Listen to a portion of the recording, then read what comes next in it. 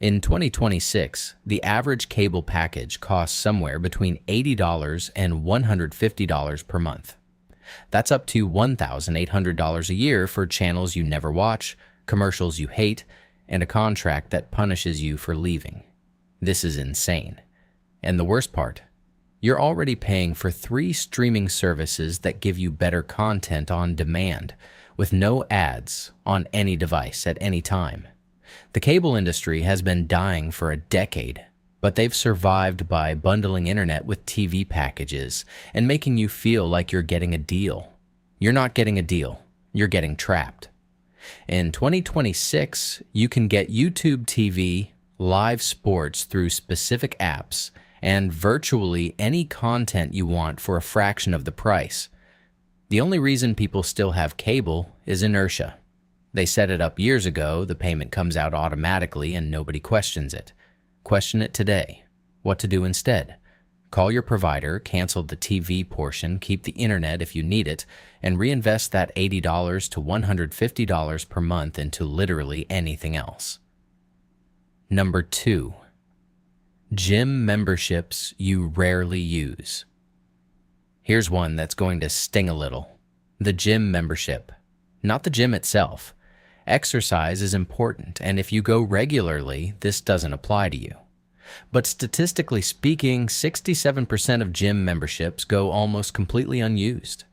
People sign up in January, full of motivation, go twice in February, and then pay $40, $50, sometimes $80 a month for the psychological comfort of knowing they could go if they wanted to. Gyms are built on this model. They sign up 10 times more members than they can physically fit, because they know most of you will never show up. You are literally funding their business model with your guilt. In 2026, with the explosion of home workout apps, YouTube fitness channels, and affordable equipment, there has never been a better time to rethink whether a physical gym is actually where you get your best results. What to do instead? Be brutally honest with yourself. Track how many times you actually went last month. If it's fewer than 8, cancel immediately. Explore apps like Peloton, FitBody, or just YouTube. Your body doesn't care about the building. Brasher Sutra. Number 3. Extended warranties on electronics. Every time you buy a new laptop, phone, TV, or appliance, the salesperson at the checkout, physical or digital, will try to sell you an extended warranty. And every single time it sounds like a reasonable idea. For just $12 a month, you're covered if anything goes wrong. Sounds smart, right? It's not. Here's the reality. Extended warranties are one of the highest margin products retailers sell. The reason they push them so hard is because they almost never pay out. Most electronics either fail within the manufacturer's warranty period or last well beyond the extended coverage window. Studies show that the average consumer pays significantly more in warranty premiums than they ever receive in repairs or replacements. And in 2026, with most premium credit cards offering automatic purchase protection and extended warranty benefits on anything you buy, you're often doubling up on coverage you already have without even knowing it. What to do instead? Check your credit card benefits right now. Many Visa Signature, MasterCard World, and Amex cards automatically extend manufacturer warranties by 1 to 2 years. Stop buying extended warranties and start using what you already pay for. Number 4. Multiple overlapping streaming services. Yes, I know I just told you to cancel cable, but streaming services have quietly become the new cable. The average household in 2026 is subscribed to between 4 and 6 streaming platforms simultaneously. Netflix, Disney+, Max, Hulu, Apple TV+, Paramount+, Peacock, the list never ends. And individually, they all seem affordable. But add them up and you're looking at $60, $80, sometimes over $100 a month. Congratulations, you just rebuilt cable. The streaming wars are over and the industry has fully pivoted to maximizing revenue per subscriber. Prices have climbed significantly across every platform in the last 2 years. Password sharing crackdowns have pushed households to pay for multiple accounts. Ad-supported tiers feel like a bait and switch. The golden era of cheap, unlimited streaming is behind us. What to do instead? Adopt a rotating subscription model. Subscribe to one or two platforms at a time, watch everything you want, then cancel and rotate to the next one. You'll watch the same amount of content and cut your annual streaming bill by 50 to 60%. Number 5. Brand new cars with full financing. This one is bigger than it looks. Buying a brand new car, fully financed, is one of the most financially destructive decisions the average person makes. And in 2026, it's worse than ever. The average new car payment in the US has crossed $700 per month. Some people are paying $900 or more.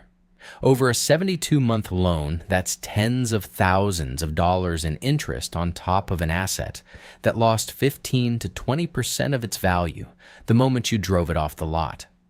New car prices surged during the supply chain disruptions of 2021 and 2022 and never fully came back down. Dealerships normalized higher margins. Financing rates climbed with interest rates. And buyers, seduced by just a few hundred more per month, kept signing.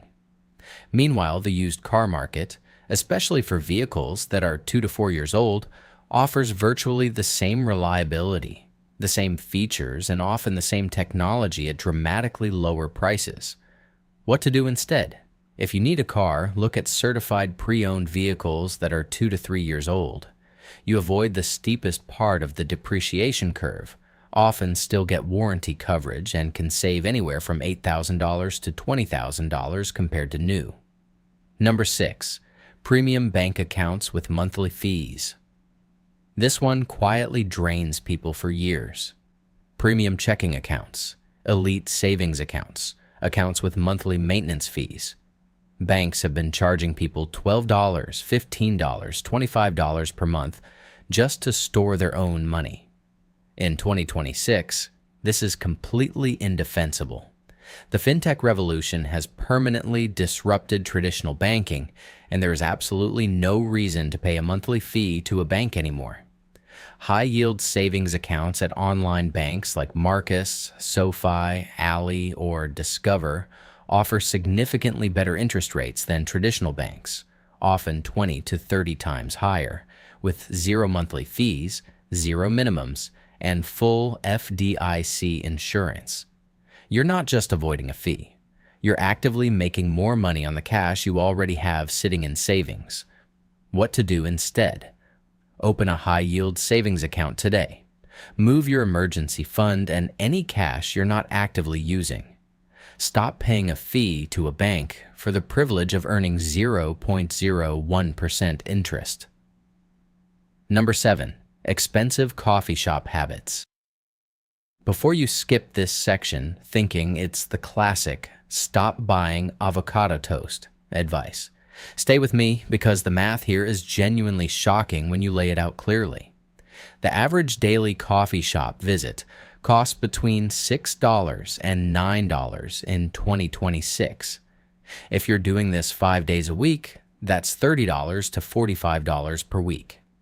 Over a year, $1,500 to $2,300 gone on coffee. Now, I'm not saying coffee is bad or that you should deprive yourself of every small pleasure. What I'm saying is that the ritual of the coffee shop has become a default expense rather than a conscious choice. Most people don't even think about it. They wake up, they grab coffee, they tap their card, and they move on. Multiply that by 250 workdays and you're looking at real money. What to do instead? Invest $150 to $250 in a quality espresso machine or French press setup at home. Treat yourself to the coffee shop 2 or 3 times a week as a genuine treat, rather than a daily default. You'll enjoy it more and spend 60 to 70% less annually. Number 8. Unused software subscriptions and app fees. Open your phone right now. Go to your subscription settings. I guarantee there are at least 2 or 3 apps charging you monthly or annually that you have completely forgotten about. This is one of the most common financial leaks in 2026, and it's by design. Apps use free trials that auto-convert to paid plans. Annual renewals come through as a small charge that doesn't trigger mental alarms, and they accumulate quietly. Beyond phone apps, think about desktop software, cloud storage plans, project management tools, design tools, password managers, VPNs, and news subscriptions. The average person in 2026 is subscribed to far more digital services than they actively use. Studies suggest the average consumer underestimates their subscription spending by over 200%. What to do instead? Use a subscription tracker like Rocket Money, Copilot, or even just a simple spreadsheet. Audit every recurring charge. Cancel anything you haven't consciously used in the past. 30 days. Set a quarterly reminder to repeat this process. Number 9. Private mortgage insurance, PMI. This one is specifically for homeowners, and it's one of the most overlooked and unnecessary expenses people continue to pay long after they should have stopped. Private mortgage insurance is required by lenders when you put down less than 20% on a home purchase. It protects the lender, not you, and typically costs between 0.5% and 1.5% of your loan amount annually. On a $400,000 mortgage, that's $2,000 to $6,000 per year. Here's the critical point. PMI is supposed to be automatically canceled once your loan-to-value ratio reaches 78%. But lenders are not always proactive about doing this, and many homeowners, especially in markets where home values have appreciated significantly, are still paying PMI on equity they've already built. With home prices having risen substantially in most markets over the past several years, there's a real chance your home is worth significantly more than when you bought it, making PMI cancellation possible much sooner than you might think. What to do instead? Call your lender today. Ask about your current loan-to-value ratio. If you're near or below 80%, request a cancellation of PMI. You may need to pay for an appraisal, but a $500 appraisal to eliminate $3,000 a year in PMI is one of the best returns on investment you will ever make. Number 10. Landline phones and legacy communication plans. If you or anyone in your household is still paying for a landline phone, this is your official intervention. Landlines serve almost no practical purpose in 2026 for the vast majority of people.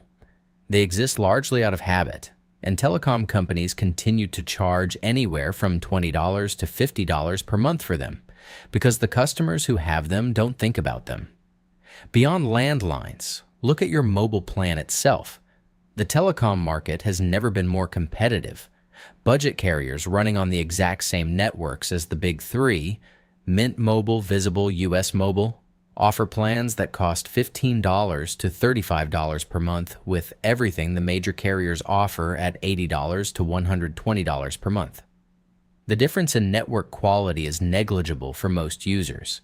The difference in price is not. What to do instead? Cancel the landline immediately. Then audit your mobile plan.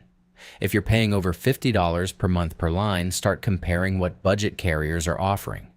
Switching could save a family of 4 over $2,000 per year with almost no practical downside.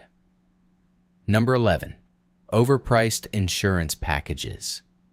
You've never reviewed. Insurance is one of those areas where people set it, forget it, and never revisit it, sometimes for a decade. And insurance companies absolutely count on this. They know that auto-renewal is where they make their margins.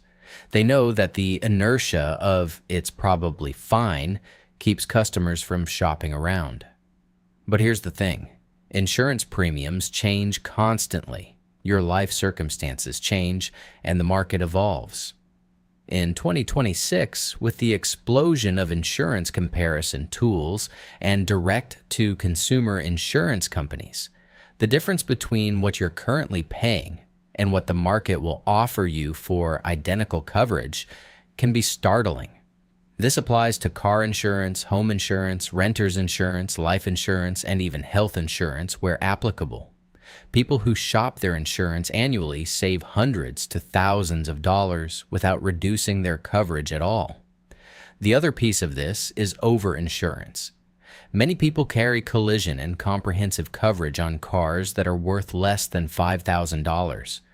The math simply doesn't work. If your car's worth $4,000 and you're paying $1,200 a year for full coverage, you're overinsured. A total loss payout would barely cover 2 or 3 years of premiums. What to do instead? Spend 30 minutes using comparison sites like Policy Genius, NerdWallet, or direct company sites. Shop your insurance every single year at renewal time. Adjust coverage on older vehicles. This one habit could save you $500 to $2,000 per year. Number 12, paying for things with high interest debt. This last one isn't a specific product or service, it's a financial behavior, and it might be the most expensive thing on this entire list. Paying for everyday expenses with credit card debt you don't pay off monthly is one of the most financially destructive habits you can have in 2026. Credit card. Interest rates have climbed dramatically over the past few years, and the average APR is now well above 20%. Some cards are charging 27, 28, even 29%. What this means in practice is chilling. If you carry a $5,000 balance on a 24% APR card and only make minimum payments, you will pay thousands of dollars in interest over several years before that debt is fully cleared. Every coffee, every dinner, every impulse purchase made on that card and not paid off is effectively costing you 24% more than the sticker price. You are paying a premium to consume now instead of later, and that premium is brutally expensive. The insidious part is that this doesn't feel like an expense. It doesn't show up as a line item that you can easily identify and cancel.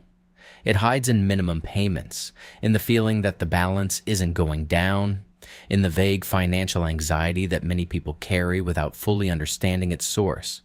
What to do instead? If you carry revolving credit card debt, make eliminating it your single highest financial priority in 2026. Nothing. No investment, no side hustle, no savings rate optimization will give you a better guaranteed return than eliminating 24% interest debt. Once it's gone, use credit cards only for what you can pay in full every month and harvest the rewards instead of paying them. None of these individually might seem life-changing. But look at the cumulative picture. If you cut cable, that's potentially $1,200 a year. Trim your streaming, another $600. Renegotiate your phone plan, another $600. Cancel 2 forgotten app subscriptions, $300. Eliminate P&MI up to $3,000. Shop your insurance, another $1,000. That's $6,700 back in your pocket without touching your lifestyle in any meaningful way.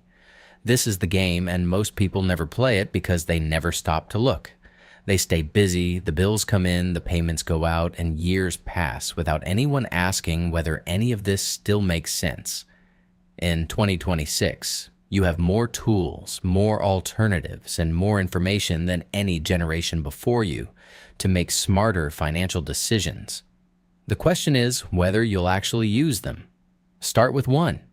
Pick the expense on this list that you know right now is the most obvious waste of your money. Go cancel it, renegotiate it, or restructure it this week. Not someday. This week?